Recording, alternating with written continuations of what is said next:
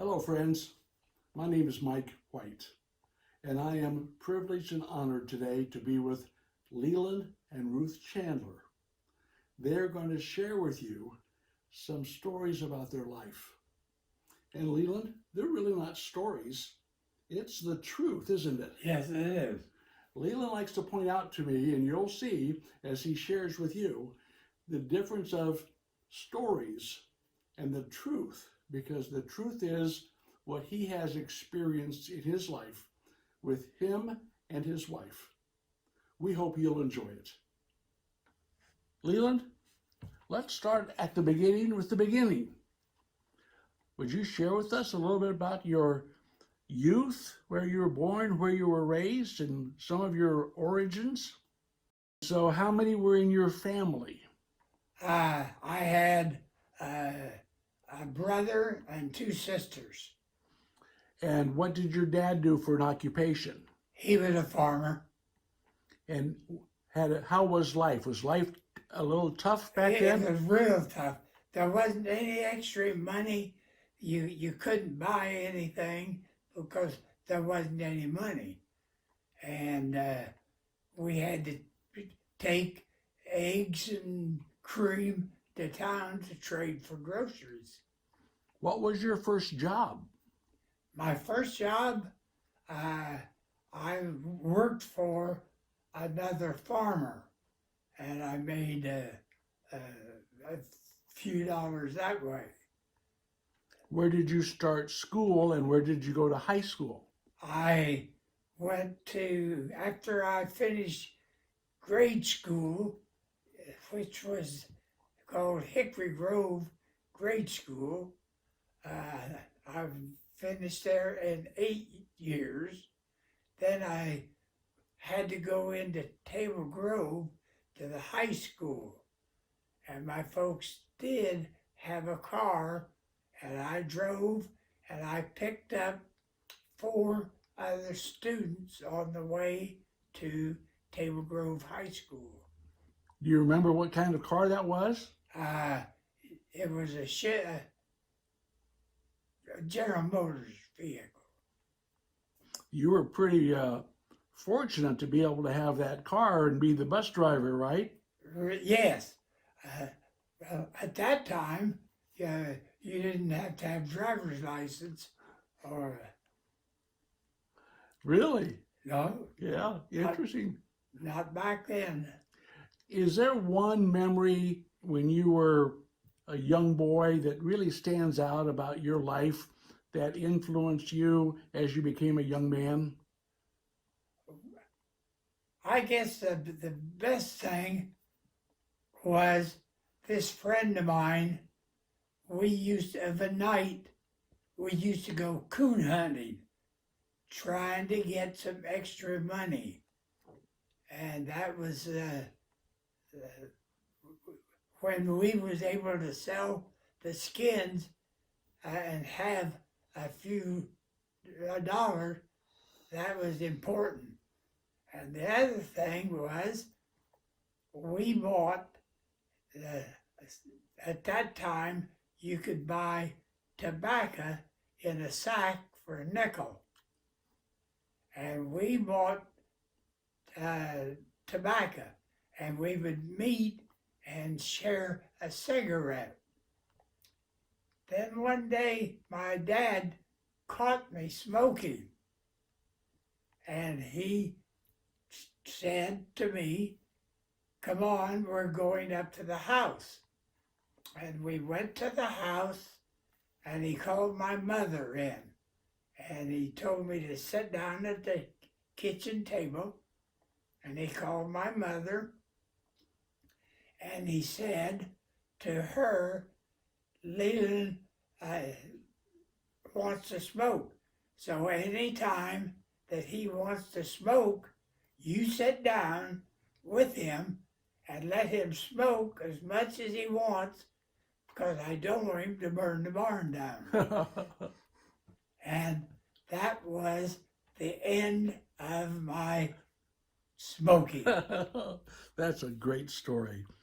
So on the weekends, Fridays and Saturdays, after the work week was over, what did you do for fun or entertainment? Well, we did go to a church, and afterwards, most of us got together and we played ball. And we did. Which was your favorite ball, basketball or baseball? Oh, baseball. Baseball. Baseball. We didn't have basketball at that time. And what position did you like to play? Well, I like to be the catcher. And what church did you go to when you were that age?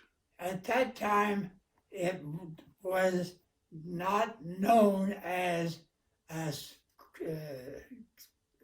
country or a regular church. It was a country church because we didn't have a minister. We had a lady that was well qualified, and she was the superintendent, and everybody just the men, women, and children all sit together, and this church was on one side of the road, and the other side was called Temple Cemetery. And this one woman taught everybody. Other than your parents, was there anybody, adult or friend, that had a major impact on your life at that age of giving you direction? No, at that place, people didn't get together so much. Most of them had work to do.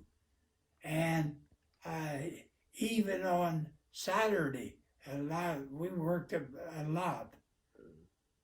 So your father worked long days and worked hard. What did he do most of the time? What was his work like? Well, he did the planning. At that time we had horses. We didn't have tractors.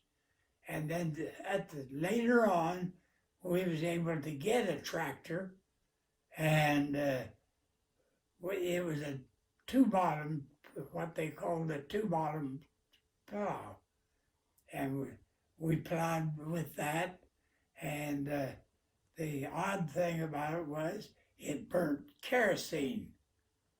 And it also had a small tank that you put gas in to start it. After it started, then you switched over to kerosene, which was cheaper. And how did you harvest the crops?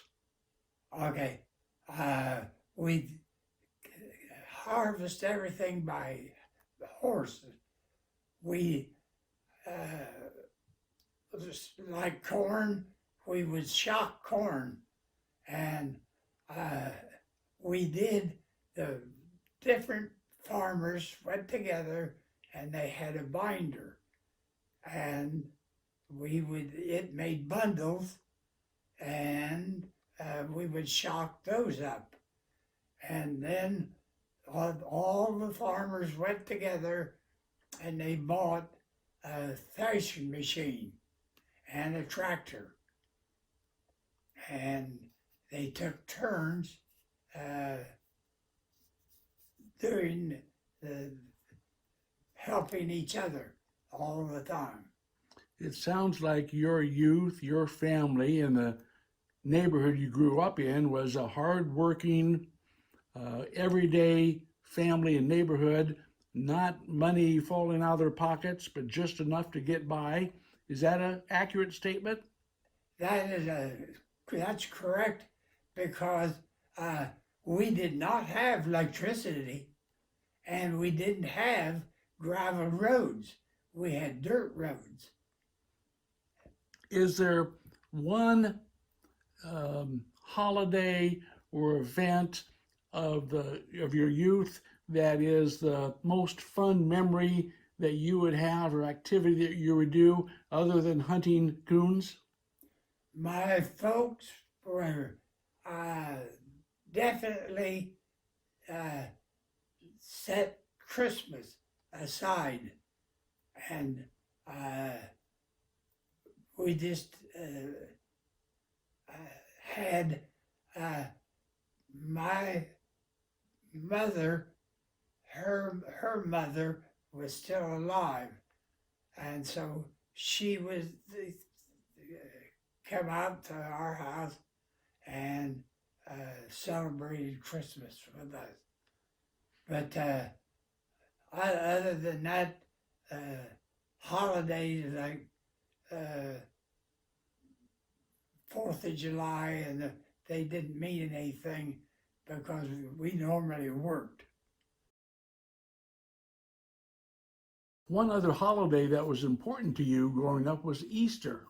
Yes, Easter was a special day. All of the neighbor boys would get together, and at that time, when you bought syrup, you usually got it in a gallon can. Well, all of us boys would get together, and we would go down to the river, and we would boil the eggs, and we had to go swimming in the river. And it didn't make, sometimes it was warm, sometimes it was cold.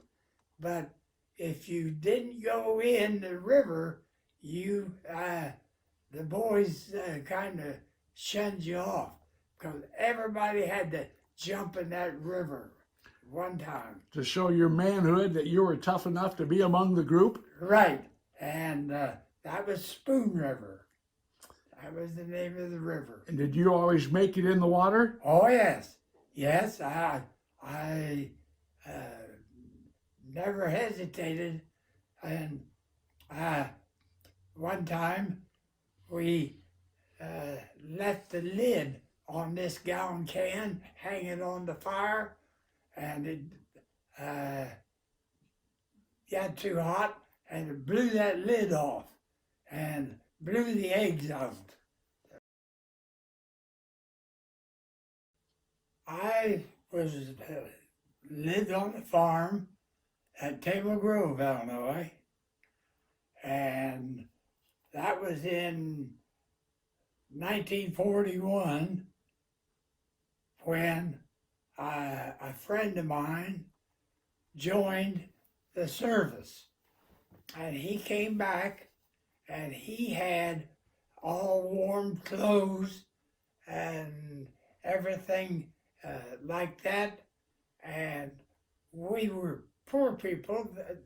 It was during the Depression, and so at that time I decided to enlist into the Army, and I put my application in, and I really wanted to go to the Air Force, but they didn't have any space.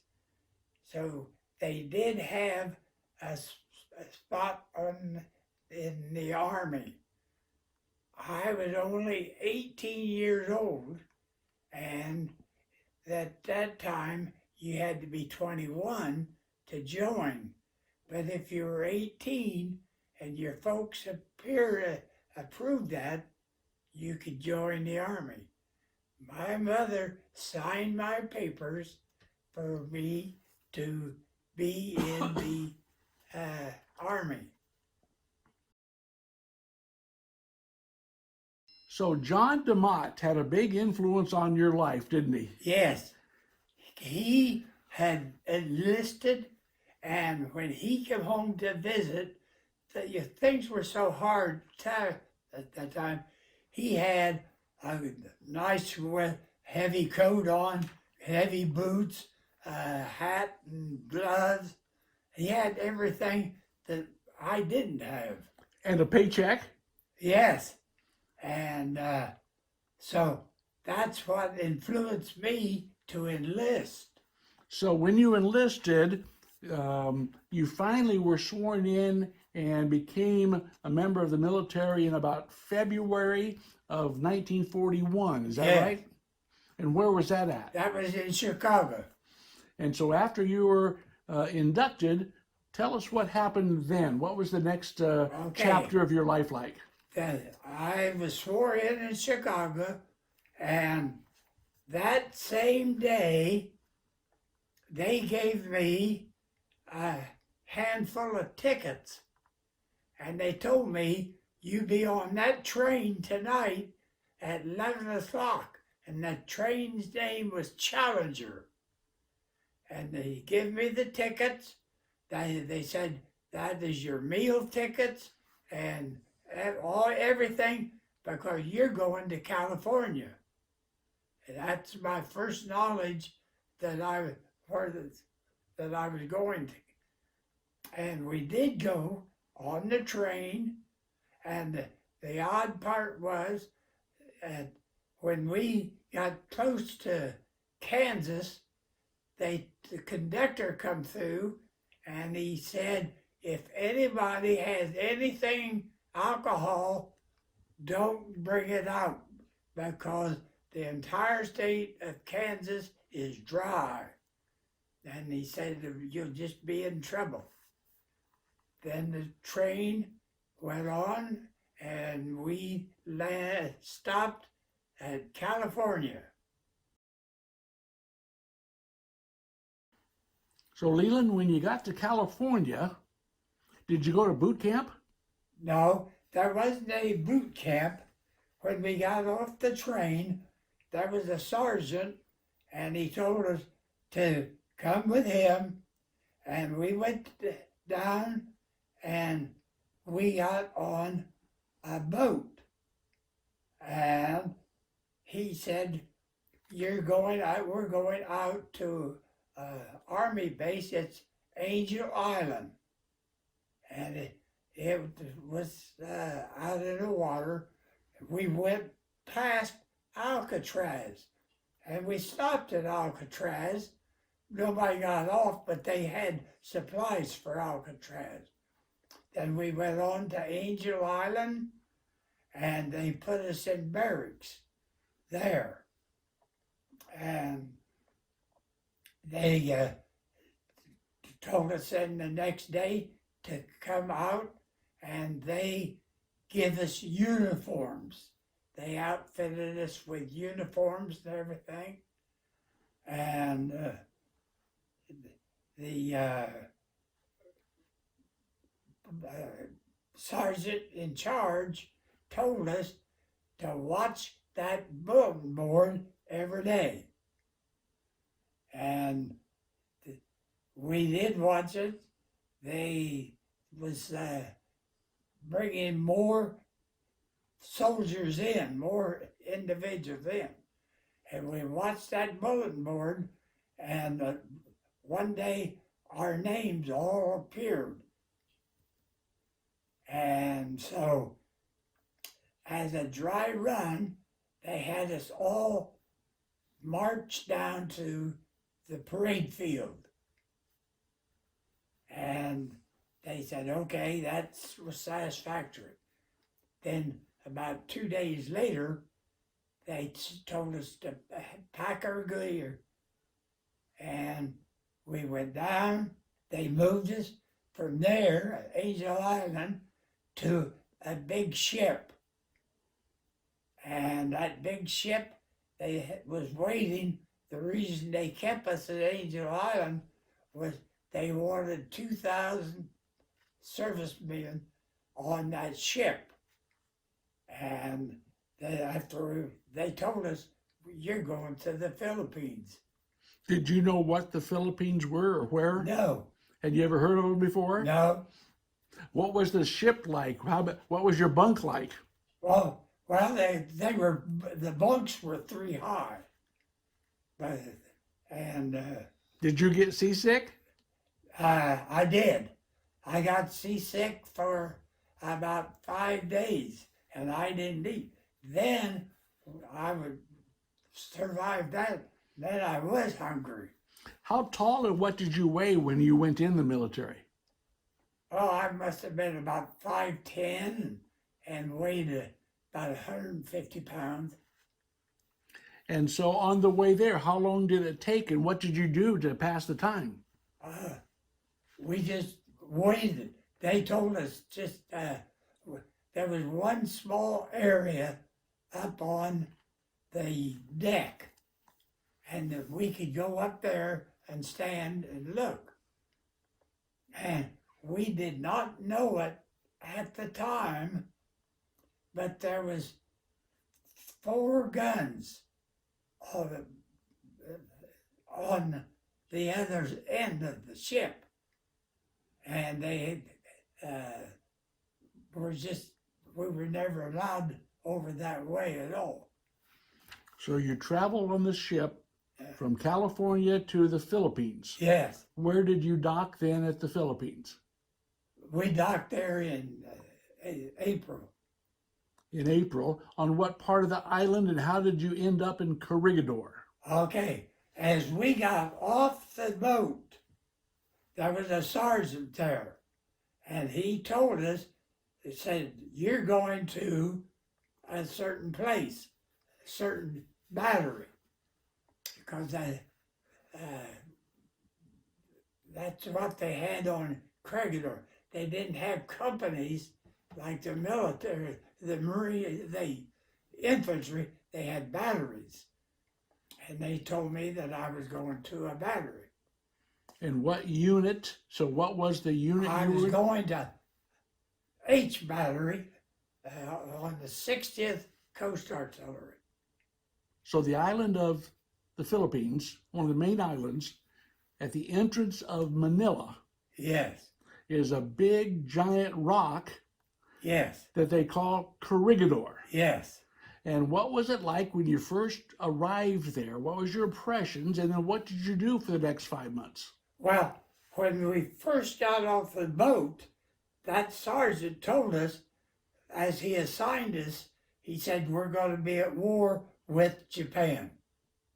He told us.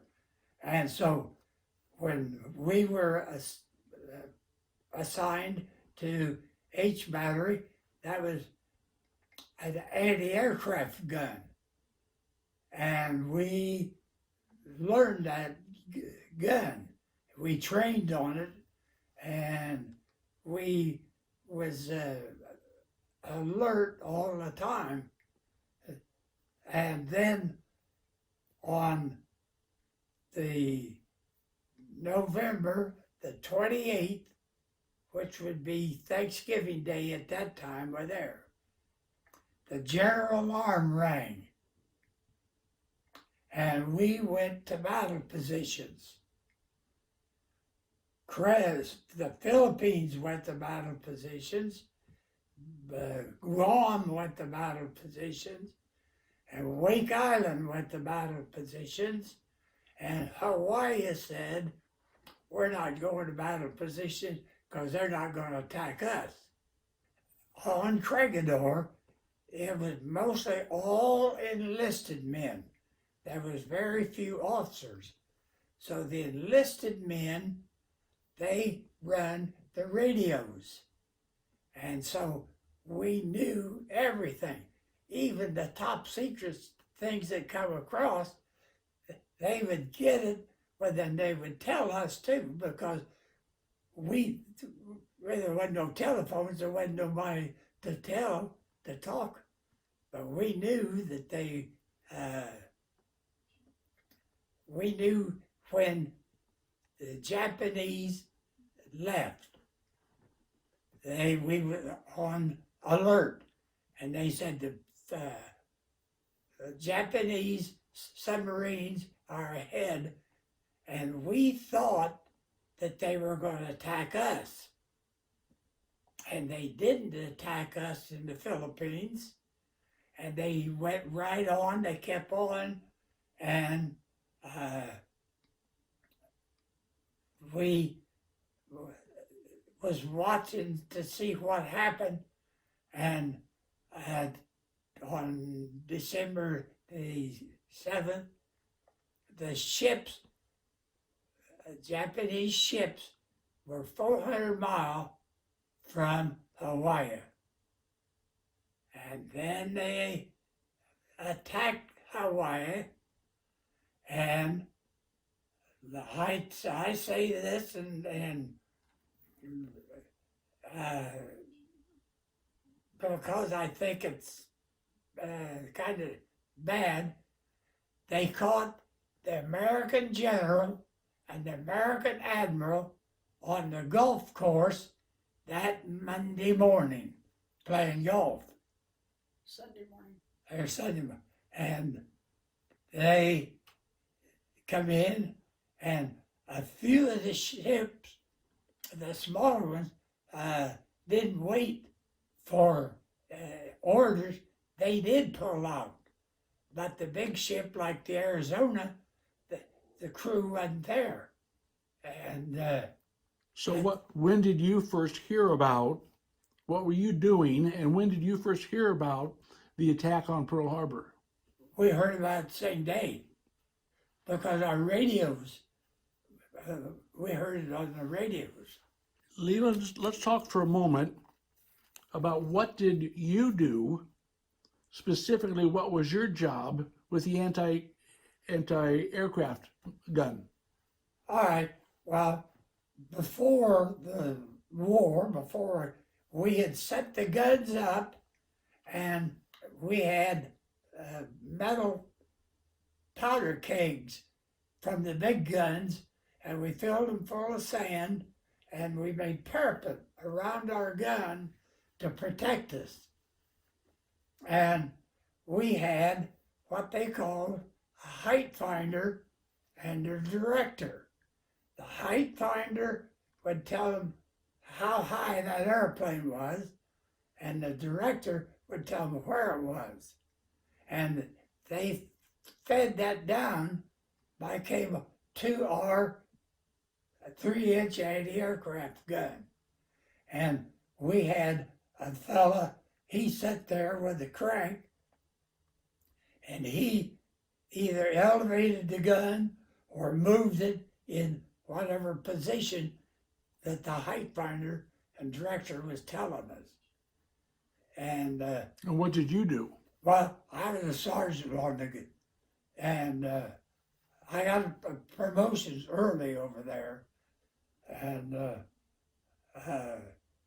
we was just had old ammunition. This was our big problem. We had old ammunition that was left over, and so when the Japanese came back from Hawaii, they stopped at Guam, and it took a little better than a week for them to capture Guam, because that was mostly civilian or military and a few civilians there. While you're on the island of Corregidor, and that was a small mountain, wasn't it? Yes. Describe for us what the island was like, and the Filipino people, and what you did when you weren't drilling it on the gun. Well, almost all of the Filipinos that was on the island was hired, and they did job. In fact, like we had a Filipino barber, and we had a boy hired, and he made our beds, and then they would do our laundry for it. And that was mostly all Filipino. There wasn't any families like on Corregidor. When you were there, did you get a day off from working, and did you have any time to have any entertainment? Yes, they did. Once in a while, they would allow us to go on the water boat. That island didn't have water, so they brought water in every day, several times a day with water. Well, they would allow us, a few of us, to go on that water boat back to Manila. So we were allowed to go back to Manila, and I was lucky. I was allowed to go back to Manila about 3 times. And those people over there, they were real good. You know, they didn't bother us or anything because we had your uniforms on. And the Filipinos, as far as I was concerned, were real good people. There was no problem with that. And you were able to receive letters from home? Yes. It took about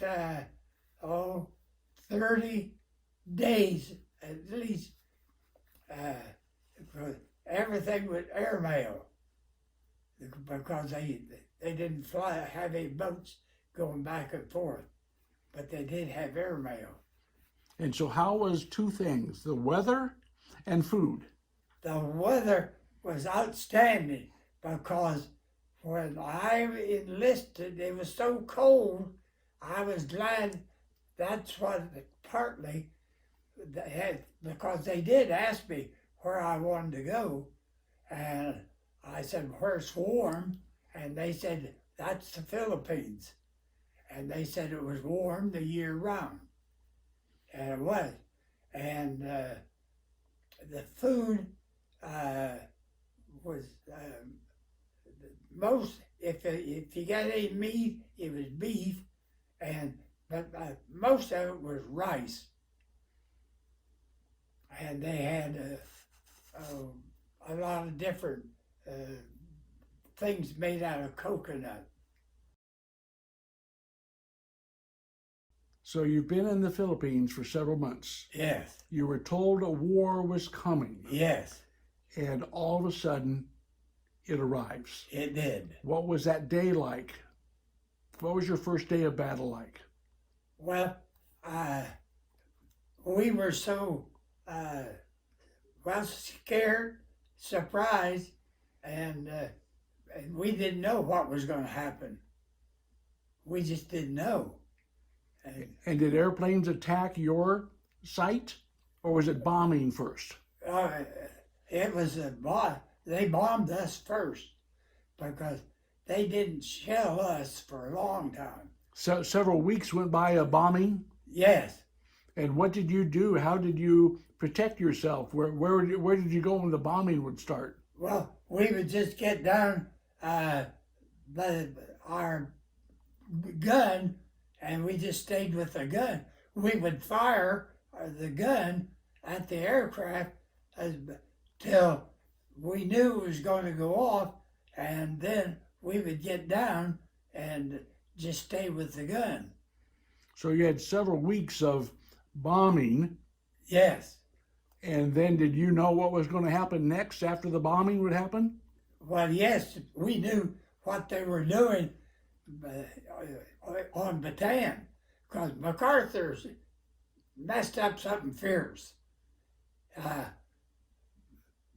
MacArthur was supposed to move all the hospital and all the medical and all the food, everything down to Bataan, and he didn't do it. And MacArthur stayed. When the Japanese landed, he still was in Manila. And he declared Manila on Christmas Day an open city because he owned half of Manila, and he thought they wouldn't bomb it. Well, they didn't know, they didn't care whether he or not. So they did shell. So MacArthur, his wife and son, and the president of the Philippines all came over to Corregidor because that was a safe place. They had so many lateral tunnels, that was a safe place for them. There was lots of underground tunnels on the island, correct? Oh, yes. Miles and miles. Yeah, you could, well, on one of them, we had a train that run through on one end of it. Underground? Yes. With one tunnel, one there, they had a hospital big enough for 100 people. And they had a dining hall big enough for 100 people. And then they had quarters for the officers and things like that. And then they had room for the radio people. So the Japanese invade the island, the northern part of the Philippines, and it takes a while for them to work their way down the island, getting close, getting ready to come over and invade your station. Had MacArthur left by the time you were invaded? Yes. Okay. The Japanese, when they landed, they outnumbered us 100 to 1. And when you looked out there, a farm boy, and seen all those ships, you couldn't believe that there was that many ships. But they worked their way down from Luzon, and MacArthur, at that time, 3 PT boats come in from Australia to get MacArthur. And MacArthur was supposed to go down to Australia and set up quarters because the Japanese were getting ready to invade. He asked the nurses on the PT boat if any of the nurses wanted to go. And all the nurses refused. They said, no, we're staying with the enlisted men. So at this time, you've been bombed, and now you're getting ready for the invasion. Did the Japanese invade the area that you were protecting? Well, they hadn't, at that time, they still was fighting on Bataan. And so when did they create the environment in which your group of soldiers had to surrender? Okay, well, the first group of Japanese that came in was supposed to take Manila, take the Philippines in 1 month, and they couldn't do it. And that general committed suicide. And another general came in with 10,000 more troops. And Bataan was running out of ammunition, they were running out of food and everything. So the Japanese, they actually was still fighting.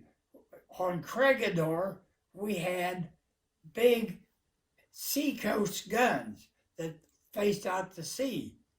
Well, they were anchored in cement, but the engineers was able to turn 4 of those guns around. And they would wait till they got a group of Japanese, and then they would fire. Those shells weighed 800 pounds. Wow. Oh, they were big. When did you get first notified, your platoon or your group, when were you first notified or aware that you were going to be surrendering to the Japanese? Well, after Bataan surrendered, they had the death march. Then they brought in some balloons that people could live in. There was a couple, 2 or 3 people were there. And every time we'd fire our gun, they would see that exhaust from that gun. And then they would tell the Japanese, and the Japanese would fire at us. And then the Japanese come over to land on Corregidor. Well, we resisted them 1 time, and then they went back. And then they had knocked out, we had 4 anti-aircraft guns. They had knocked out 3 of them already. And then they came back over and tried it the second time. And this was a little bit illegal, we found out afterwards. But our captain was West Point. He knew what was going on. And he had us knock down that parapet and had him point that anti-aircraft gun at that barge. And he fired right at that barge, and it would sink that barge with about 100 people on it. And they still had more people, and they still landed on Corregidor. So when they landed on Corregidor and they took Corregidor, were you then, your group, notified to surrender? Yes, we were at middle side, but they come in on bottom side, and then they told Jerome MacArthur, or Wainwright, if you don't surrender, we're going to kill everybody on Mindanao and Mindanao, because we had troops there. So he had no choice but to surrender. Did you know that at that time? How did it feel when you were told to surrender, to drop down your weapons and surrender? Okay, they told us to do that. We had radios, and they told us, so we destroyed all the guns, so they couldn't be used at all. And then we didn't take any handguns with us or anything, and we weren't allowed to take anything. We just marched down to the tunnel, the Linda Tunnel, where the surrender was taking place.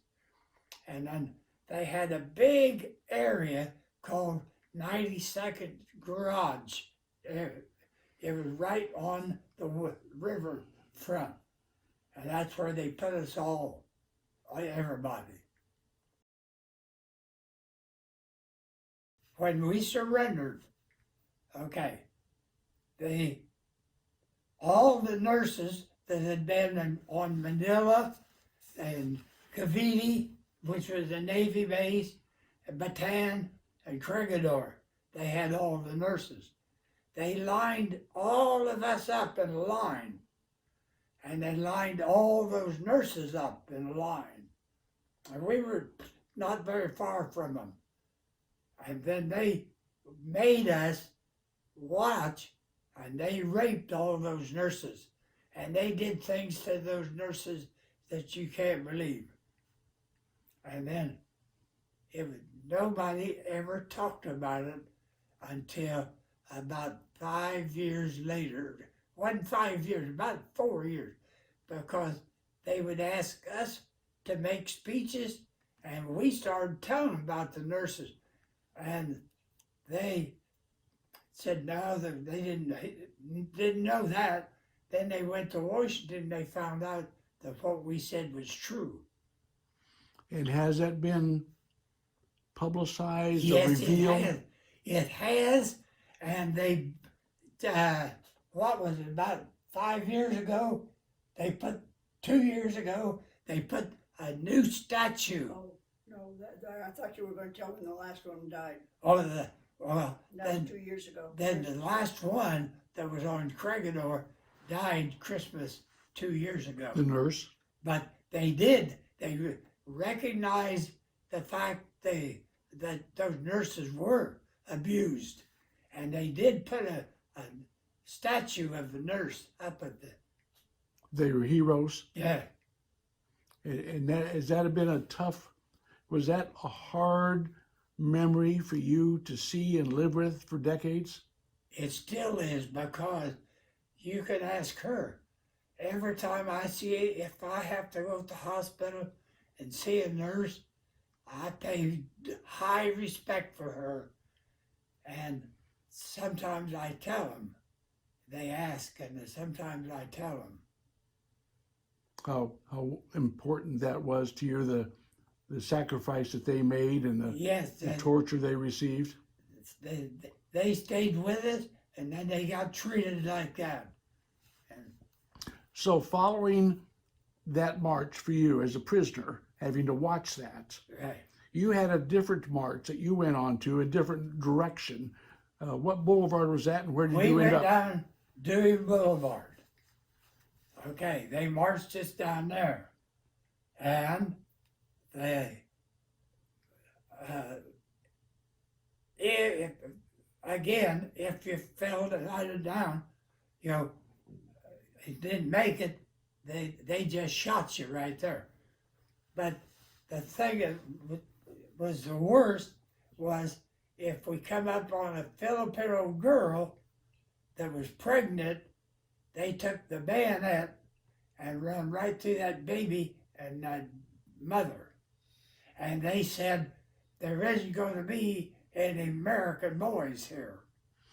So as a young 18, 19-year-old young man, you saw the horrible treatment of United States nurses. You saw some savagery and butchery of Filipinos. Was this just total shock? And how did you handle that as a young soldier?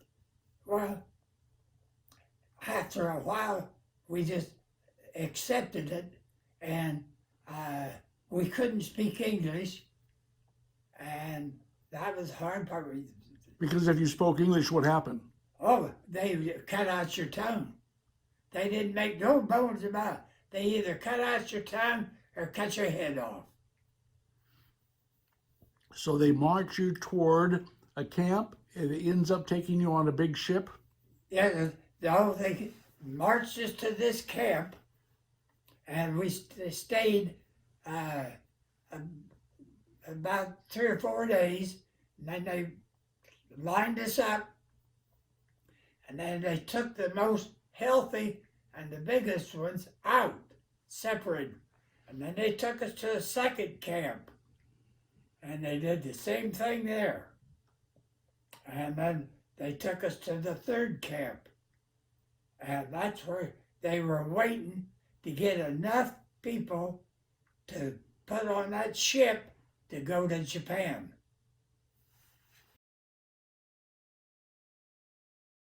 So they loaded you on a ship Yeah, with thousands of other POWs. you're right. Did you know where you were going? No, And they took you to Japan. And where did you end up? we ended up at Osaka.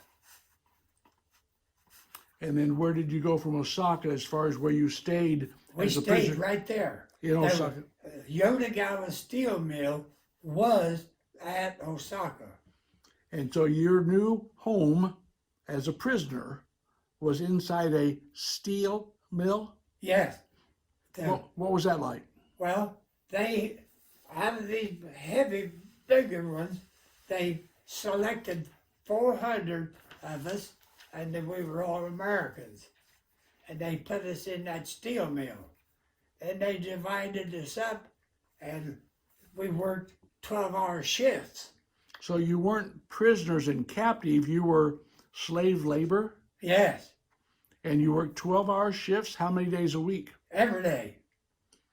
And so what was that work like, and what was your diet, and what was that like as a young If man? you didn't go to work, you didn't get to eat. Okay, and you only got a half a bowl of rice a day. You didn't get any vegetable or anything like that. How did you survive? Well, as the time went by, one time, we were working on, I was working on a steel cutter, 5 of us. We were the same ones all the time, so we got along good. We were handling a piece of steel, and it slipped, and it broke my wrist. And they worked, by the fellows that was working with me, they set it the best they could, and then they found some canvas and they wrapped it, and then they did my work for me, so I could go out and I would get something to eat. If you couldn't work, You didn't get to eat. and how long would they put up with that for you? Well, I guess about a month, and then I went back to on the steel cutter. And so, were you able to have any communication with your fellow prisoners at all? No, you couldn't speak. The ones that we were working with, it was kind of odd because the Japanese that had been working on that steel cutter, they set over to one side, and they liked it because they didn't have to work. But there was guards there all the time, and So how were the guards to you? How was your relationship? Did you mind and do whatever you needed to? Did you ever get? If you did one least little thing wrong, you know, they of the night they'd line you up, and say that I did something wrong, but I was healthy, and you did something that you didn't do anything, but you was sickly. You wasn't able to work, so they took you out, and you're the one that they cut the heads off. And the guy that really did something wrong, they didn't do anything to him. So you did this for how long? 3.5 years. 3.5 years. Yes. You were a prisoner of war in Osaka in a steel mill. Yes. Hard labor, Right. 12 hours a day. Yes. And then when did you find out there may be some good news coming? Well, we want the Navy. They did come over and bomb. Okay. And the Japanese had a bomb shelter, and they would go in that. Well, we would look to see where the Japanese put their lunch, so we'd go steal their lunch and eat it, because we were just out there in the open. So then they did bomb Tokyo just with an ordinary bomb, but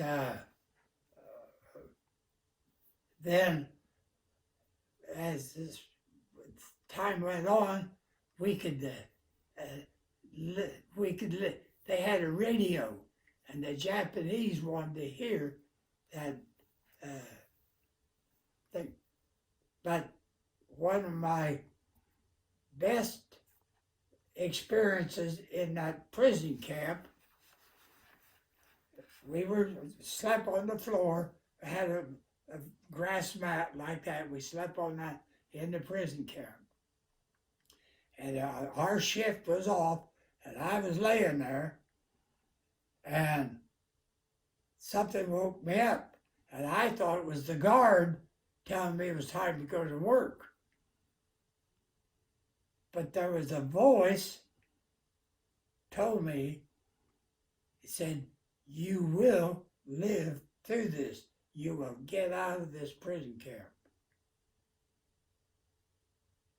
And that, from that time on, well, even before, but I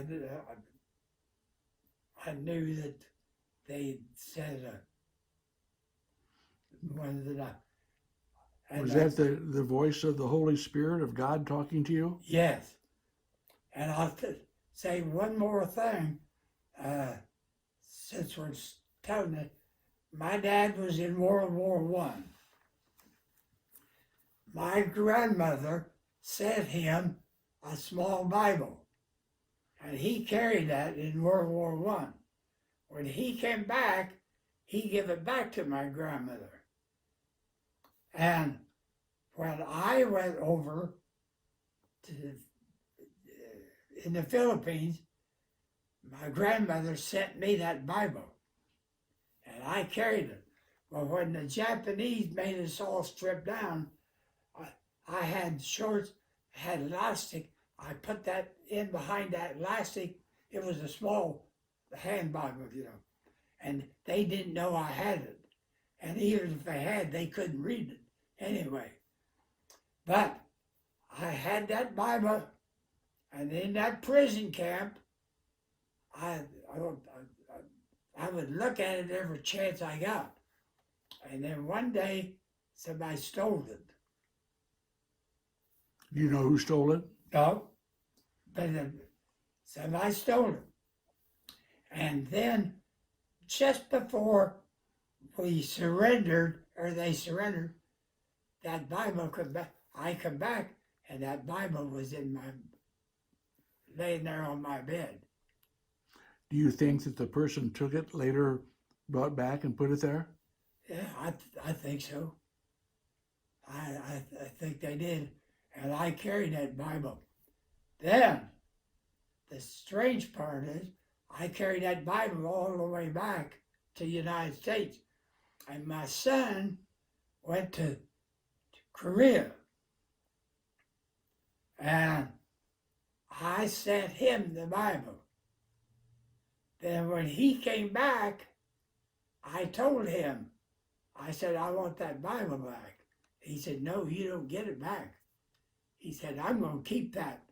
And he said that is in a safety lockbox over in Virginia. That's where he works. He works in Washington, D.C. You wanted to protect the Bible. He kept that Bible, wanted to protect it. Yeah. But that thing went through 3 generations. Yeah, that's amazing. How about the story about something about chocolate and a prank that you pulled on the guards? Oh, well, we knew that they had dropped the bombs, and the Japanese was going to surrender. And this B-29 came across, flying real low. Well, being prisoners, we didn't know that the Americans had made a big airplane like that. We were used to the B-17, the small one. Well, they got right over our camp, and they opened up the bomb bay doors. And we thought, well, you son of a gun, you're going to bomb us. Well, what they did, they had welded 50-gallon barrels together, and they dropped those. And those barrels came down. They had food in them. They had clothing in them. And that was the main thing. And they had, one of them had Hershey candy bars. So we were eating, our stomachs had shrank so much, we couldn't eat very much. But we were eating Hershey candy bars. And the guards were looking at us all the time. Well, then it ended up, we opened up the barrel that said medical supplies. And that's the one that had the laxatives in. The laxatives? Yeah. And then we took those and give them to the guards, all they wanted. And did they think it was candy? yes, they thought it was Hershey candy bars, the same thing we was. Well, because it looked like candy when they took the wrappers off. It was like X-Lax? Yes, they were excellent. And what happened? We didn't have a guard for 3 days.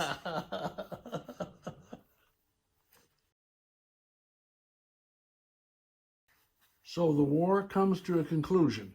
How did you find out it was ending, and what was the next step like? What did you do next? We heard that they had bombed Nagasaki and Hiroshima, and so the guards didn't carry guns, and then the guards disappeared. So they didn't come and get us and take us to Yokohama. So we went down to the town, which was a half a mile, and told them we wanted a train to go to Yokohama. And they told us, well, they didn't have anybody to run it because all of the Japanese had run away. But, you know, Americans, there's nothing they can. They said, we can run that train. 4 or 5 guys spoke up and said, we can run that engine. And then they told us, okay, you can't get over that mountain with that engine. And they said, well, we'll get over it. So we got on that train, we left, and we didn't get over the mountain. So they brought another engine in and pushed us over. Then we were on the track going to Yokohama. About 2,000 men? No, there wasn't 2,000 because some of them was already in another camp. Several hundred men? Yes, and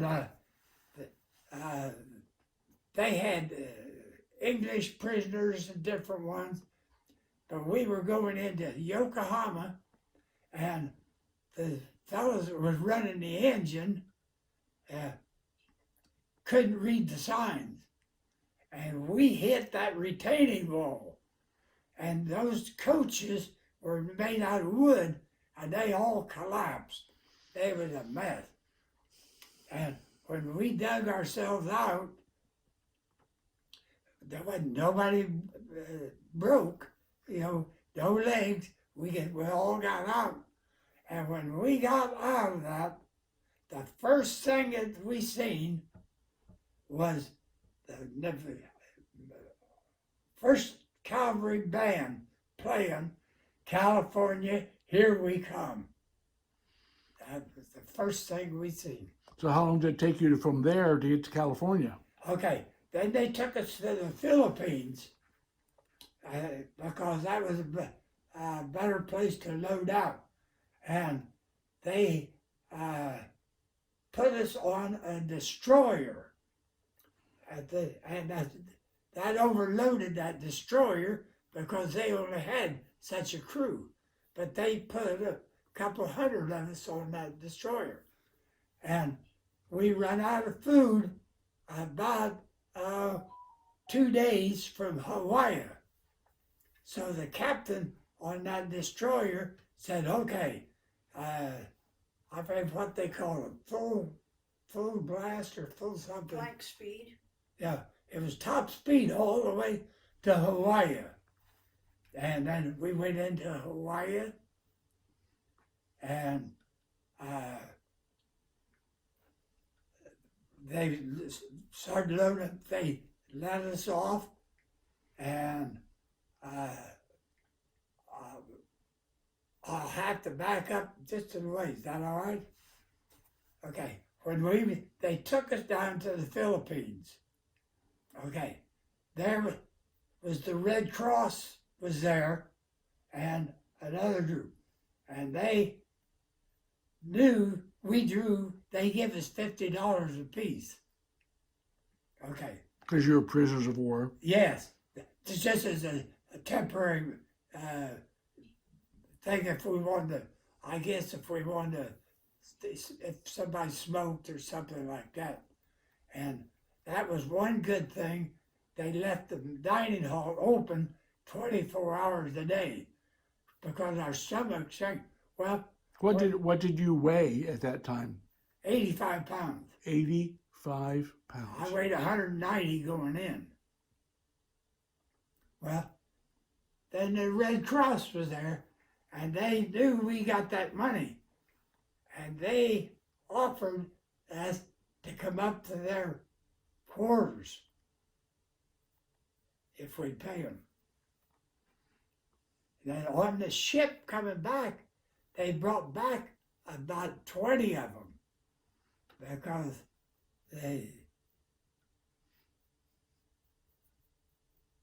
we got into Hawaii, got off, and the Red Cross was there. And they wanted us, they said, you want us to send a message to your parents? And they said, just sign this paper.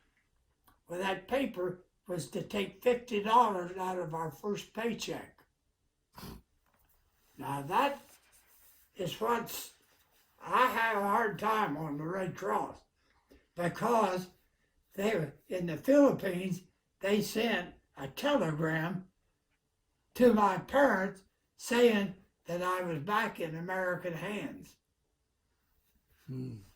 So you went to California next? Went to Letterman General Hospital. How long were you there? About a week. And then you hopped on a train? Then they put us on a train. And before they put me on that train, they said, we're going to send you to Galesburg because that's close to where your folks live. And I said, no, my folks don't live anywhere near Galesburg. I said, they live at Table Grove, Illinois. Well, I did not know that the Army had bought the Camp Ellis, that 7 mile square, and my folks owned a farm down there. Well, then they, in turn, bought a farm out of Yates City. And I didn't know that. And I argued with them for 2 days. I said, okay, I'll get on the train. And so then we come back, and when we got off the train here in Galesburg, my folks was there. What did that feel like? Oh, great. My mother cried, and my mother did not have gray hair when I left. But she had gray hair. When you got back. So you had a homecoming and went back down to their new home, which was in the Yates City area out of the country? I couldn't go then. Oh. No, they put me in in Mayo General Hospital. Oh, so when you came back and got off the train in Galesburg, We were on a hospital train. and then you went to the Mayo Hospital Clinic in Galesburg? Hospital. It was a full-blown hospital. Here in Galesburg. Yeah. And how long were you there? 6 months, because they were trying to figure out, well, we were so skinny, and they were trying to figure out what pills or medicine the Japanese doctors had used on us. But they didn't use any. We didn't get any medicine. But they kept us there. Well, to me, I say the doctors were experimenting. But they would give us a 15 days furlough, sick leave, and I could go out to my folks' home. So you get your discharge, and do you then go back? Where do you go after you get your discharge? No, I kept going to the farm. I left the farm thinking I was going to be farmer when I come back. Well, I had a younger brother. He wanted to farm, and that farm would not support 3 families. So I just put that out of my mind, and I'll tell you, the funny part was,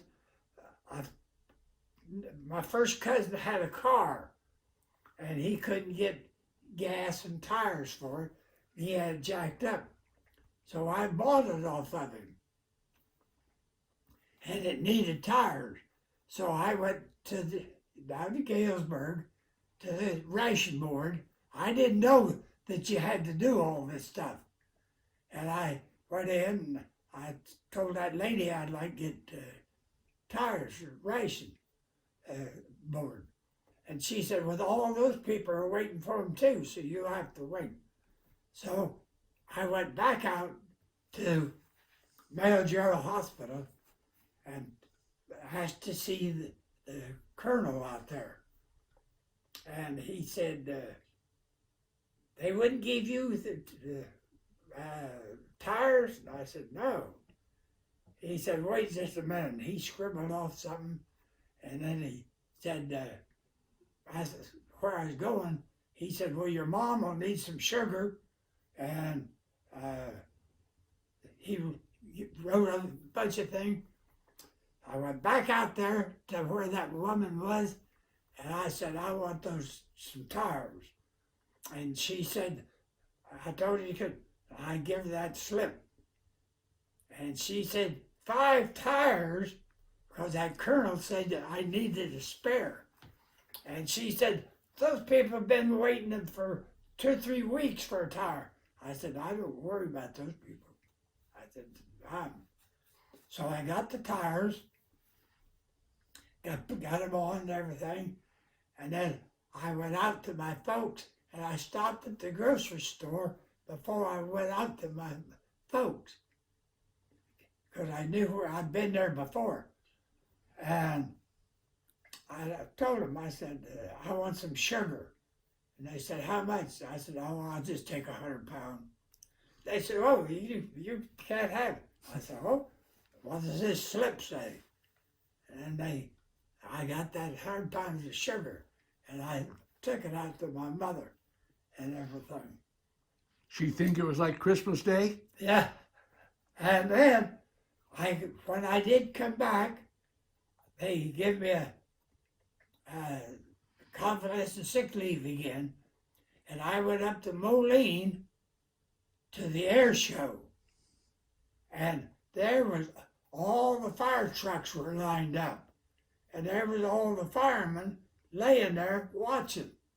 So I went over and talked to them. I said, how'd you get this job? Because I knew I wasn't going to be a farmer. And they said, oh, we just go over to the arsenal, put your application in. And I did. And in 2 weeks, they called me for a job of the fire department up there at Moline.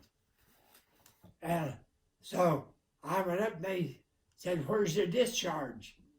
And I said, well, I haven't got discharged yet. I'm still in the hospital.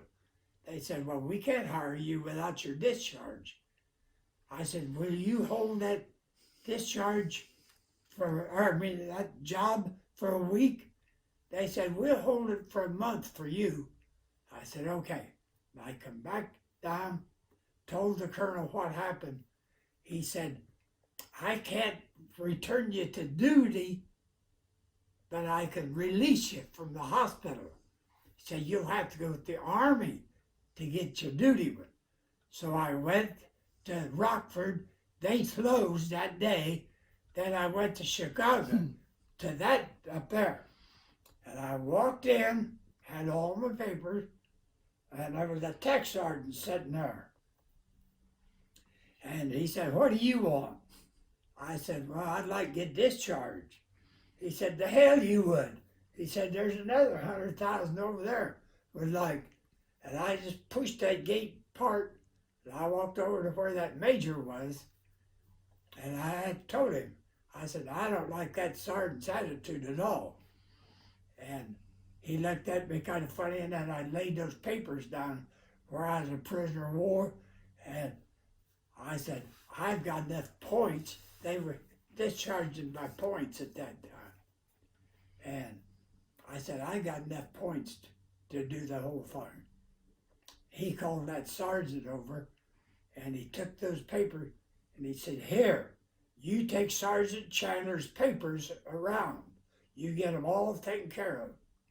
And he looked at me, and he said, but you're going to take your own shots. So I went and got my shots, and he said, be here at 8 o'clock tomorrow morning. And I thought, oh boy, what went wrong? And I went in there at 8 o'clock, and there was 3 generals standing there. And I thought, oh boy. And the first general walked up to me, and he said, he handed me the paper. He said, this is for your 3 presidential citations. And they're right there on the board.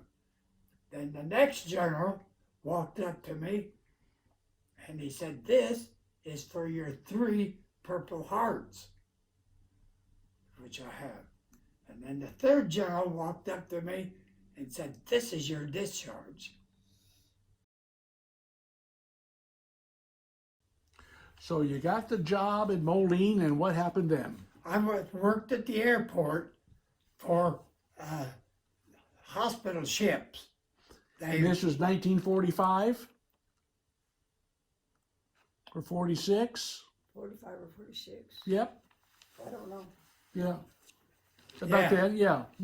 By Okay. that time, it was probably 1946. Right, 46, okay. Okay, I worked there. Then the Mayo General Hospital closed, and the university wanted it because there was so many military on the GI Bill, and so they needed a fire department or fire station. The chief up there liked me real well. He brought me down to this chief, and he said, "Why don't you hire this fella?" And he said, "Okay, I will." Because that place was closing, and I come down here, worked on the fire department out at the University of Illinois. And I got pictures out there of it. And so on my day off, I didn't have anything to do. So I went up to the gas station there at next to where the Farm Bureau office was. And they needed somebody, On Seminary Street. yes, they needed somebody part-time. And so I said, "Well, I'd like to do that." So I pumped gas and repaired tires and stuff. Well, then Who showed up? What happened? Well, you let her tell. All right, when Ruth. when I got out of high school, I started working at the Prudential Insurance Company, which was in the Bondi building, right above the Little King restroom. And I parked the car on the street.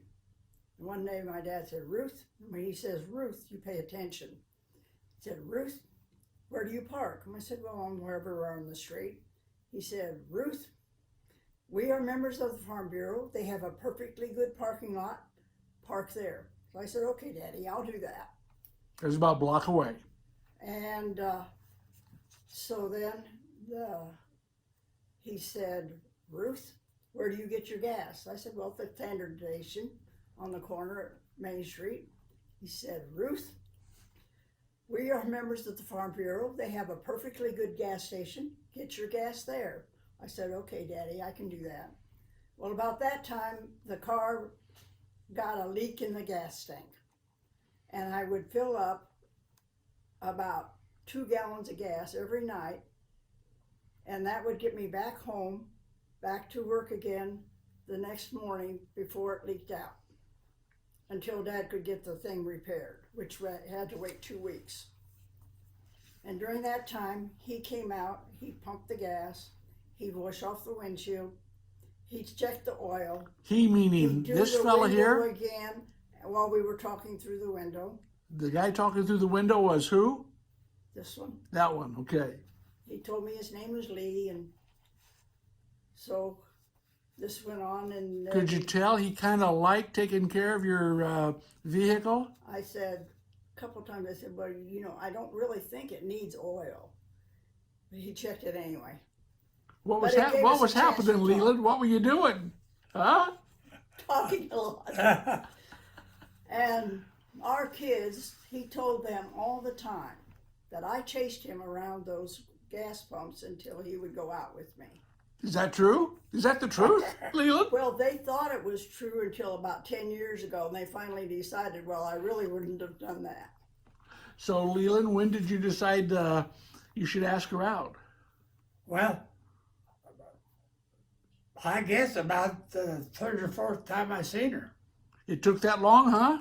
Well, before she accepted. Oh, I think. before she accepted. How many times did you see her before you wanted to go out? Well, I guess, what, Don't ask me. I don't know. I don't where you know. wanted me to go. 4 or 5. Okay, okay. And so what was your first date? Do you remember that at all? Well, it was at Christmas. No, it was on New Year's Eve. There was a big, big storm, and I had been to the Edelston, to the hub for Christmas for New Year's Eve, and I think we came out with place was covered with ice. We drove home about 10 miles an hour. I think I got home at 4 o'clock in the morning. And that he was on duty at the fire station at that time. He had won a turkey and had a restaurant downtown cook it for him because he lived in a sleeping room. And that was what they had to eat that day. With the electricity was all out, and I suppose their alarms were going like crazy. And then it was the next day after that, then he asked me out, and we went out. And you dated for a while, and he proposed when? Our second date. Your second date? What took you so long, Leland? I came home that night after the first one, and I thought, wow, I stayed awake all night long. And I decided, well, it's worth it. I think I kind of like that guy. And so how many years has that been? Well, that's been that'll be almost 75 years ago now.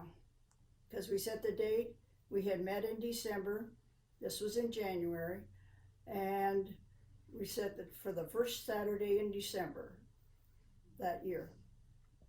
Which, And what day did you get married then? December the 4th. December the 1948. 4th, 1948. How about that for a special day? Yeah. So, Leland, I can't imagine what it was like, what you went through on the Philippines, in Japan, in Osaka, what you saw happen to the nurses, to the Filipinos, to your fellow soldiers, and even how you were treated as a prisoner of war. How did you feel about the Japanese soldiers when you came home? I hated them. I hated all the Japanese. There just wasn't enough willpower in me to say, yeah, good. And like one time we were going down the road, and I told her, I said, if there was a Japanese out there, I'd run over him. And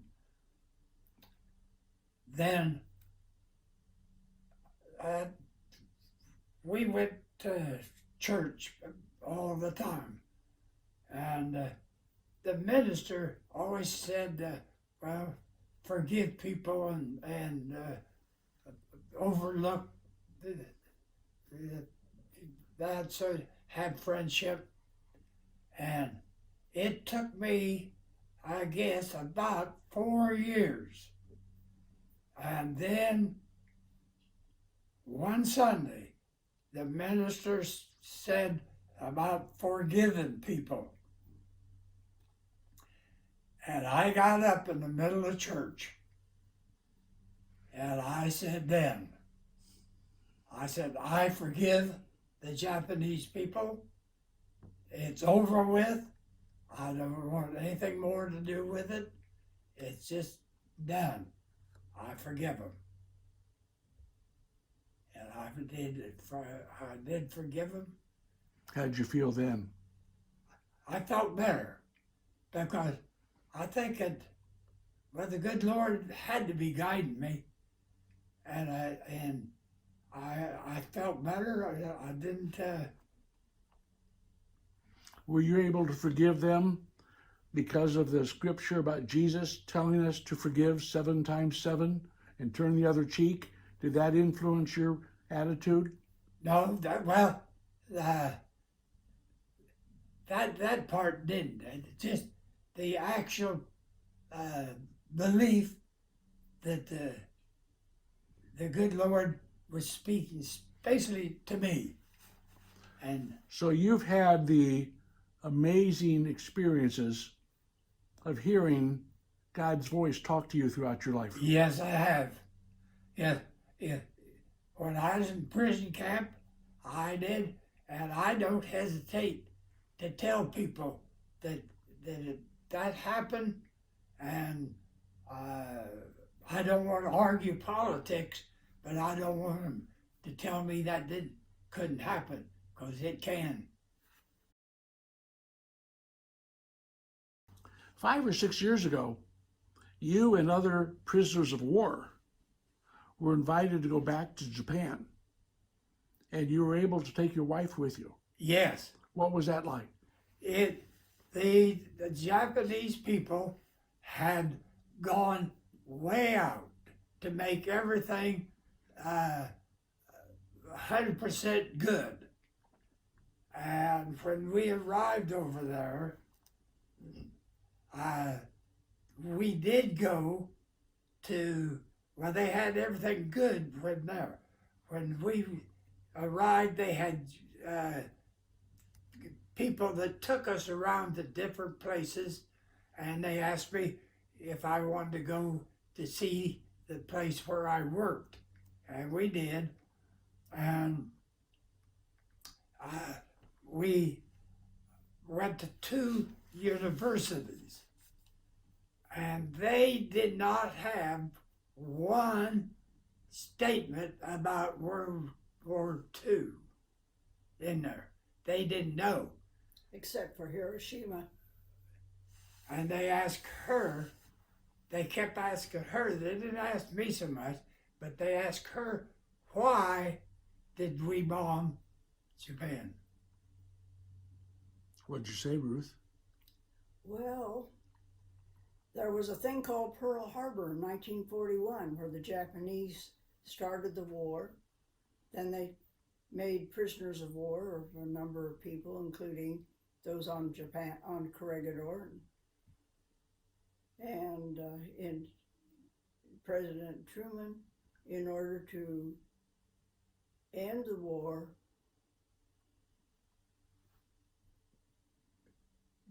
made the terrible decision to have to do those bombings. But if he had not, he would never have come back.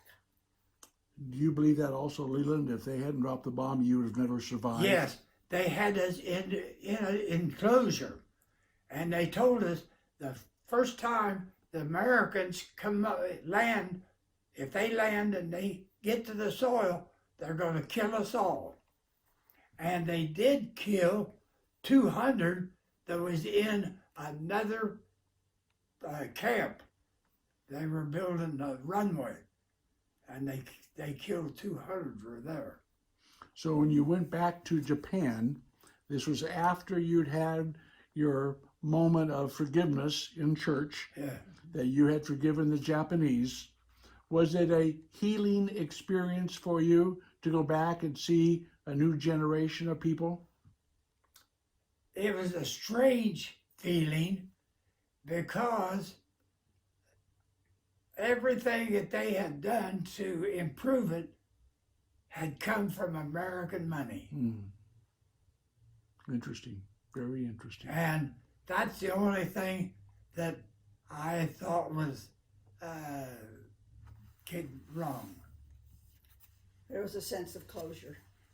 Okay, mine, in that steel mill, Yeah.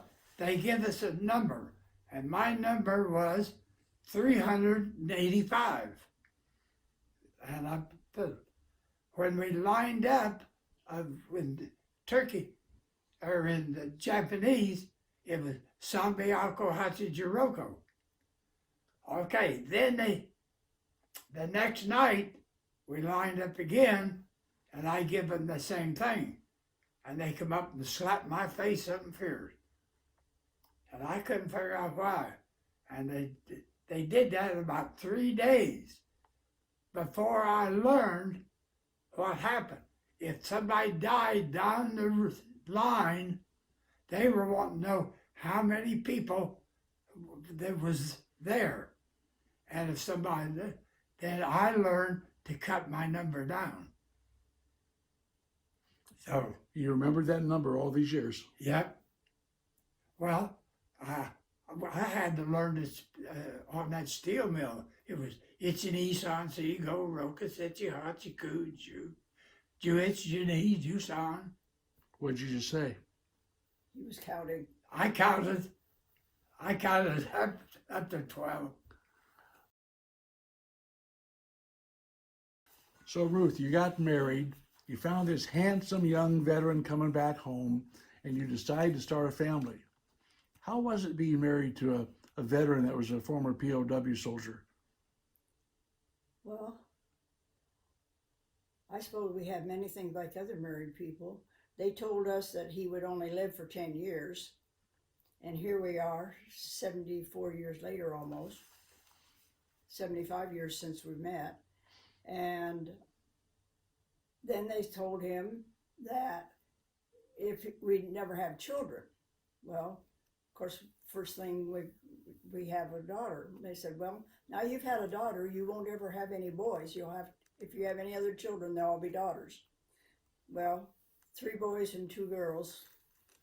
And they told, when we went to a group of other POWs, they were all told the same thing. And all of them had children, both boys and girls, except the one whose wife was unable to have more than one child. So the doctors, some doctor got an A on a thesis for that theory, but it didn't pan out. He was a good husband, good father, but he had nightmares. Still has them once in a great while. And I learned that when he started one of his nightmares, to roll him over, and that would break the continuity of it. But many women married to ex-prisoners of war were unable to control or handle the nightmares they had. The worst one, I guess, we hadn't been married very long, and he had a nightmare about this guard, and he was choking it. Of course, he was choking me. And after that, he never remembered any of his dreams again. Oh. I can tell sometimes if he speaks, but and as the years have gone on, there have been fewer, and he's able to talk to me about it. For many years, he did not talk about it, and many of the prisoners of war did not ever talk about their war situations, ever. But he has been able to the last, 20 years or so. Today is November 11th, 2022. If you had the ability to share your thoughts and feelings with the public of the United States of America today, what would you say to them, Leland? I would tell them first that what I said was the truth. I would want to emphasize to them because there's too much too many people are writing books and paper that are not true. So the second thing, if you have the opportunity today to tell the American people a message on Veterans Day, what else would it be? I would tell them that this is an entirely different world now, and they've got to have more support from the civilian population.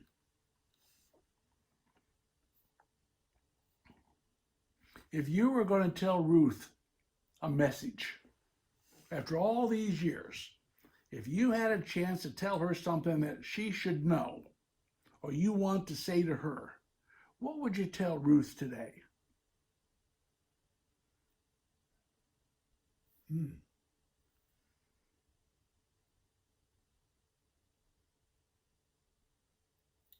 Not that you want chicken for dinner. I would.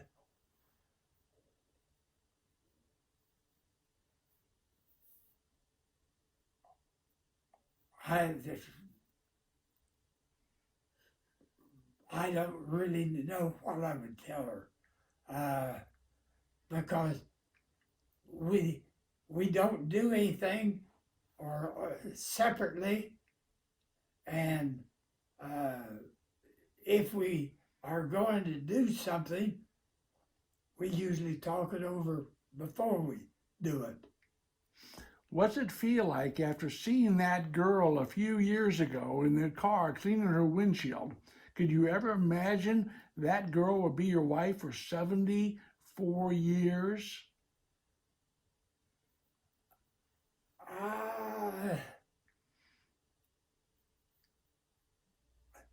I Ruth, he's speechless. He's never very speechless, is he? This is the guy that could talk forever, I, and suddenly he's speechless. well, it isn't like that. I'm not speechless. It's just that there wouldn't be any doubt, you know. She's the one for you? She's the one that I desire. One more hard question. It almost chokes me up even thinking about her saying it. You and your wife, but you prior to your wife, have led an amazing life. I think you told me earlier there's down to 18 survivors Yes. of the original group of POWs Yes. from the Philippines. Yes. If you had that direct phone number or that direct contact to God, what would you say to God today? Well, we do have a lady that has direct contact with all of them, and I would just have to tell them that have faith and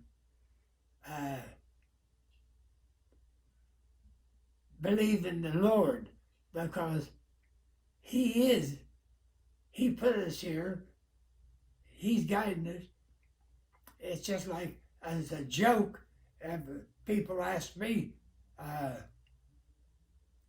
different things about my age, and I just say, well, the good Lord's got one more thing for me to do. So He hadn't told me yet. How old are you today? Are you 99 today? Yes. And the other thing, as I say, is they haven't got my room built up there in the mansion yet.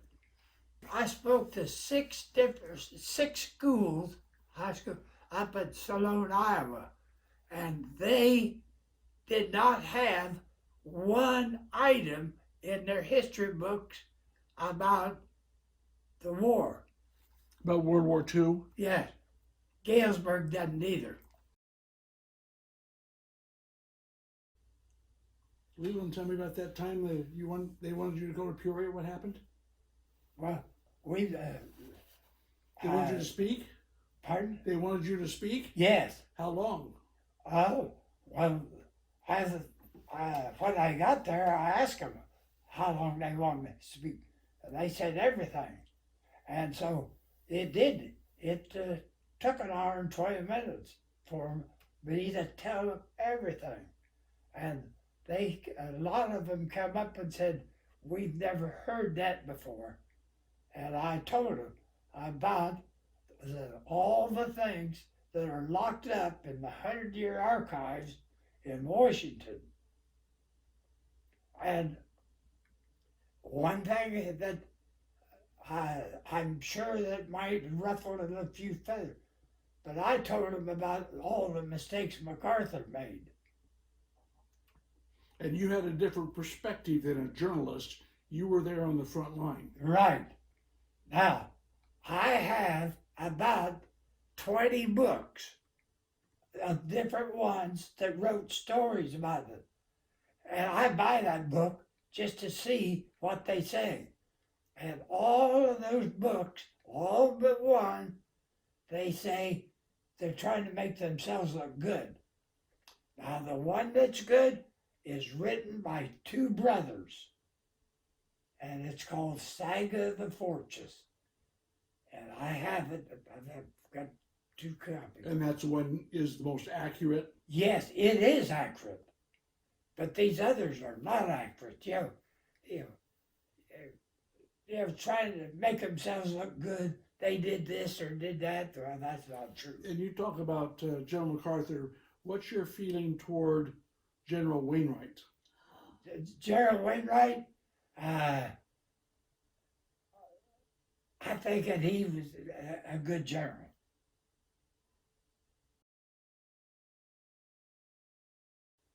Well, Leland, you're quite amazing person. Your story is an amazing story. And I want to thank you for sharing it with us today. Well, I'm glad to be able to share it with somebody because, like I said, I don't hesitate because I don't have to make up anything. I went through it, and each one of my kids know it. Now the grandkids, some of them know it, but Thank you. God bless you. thank you.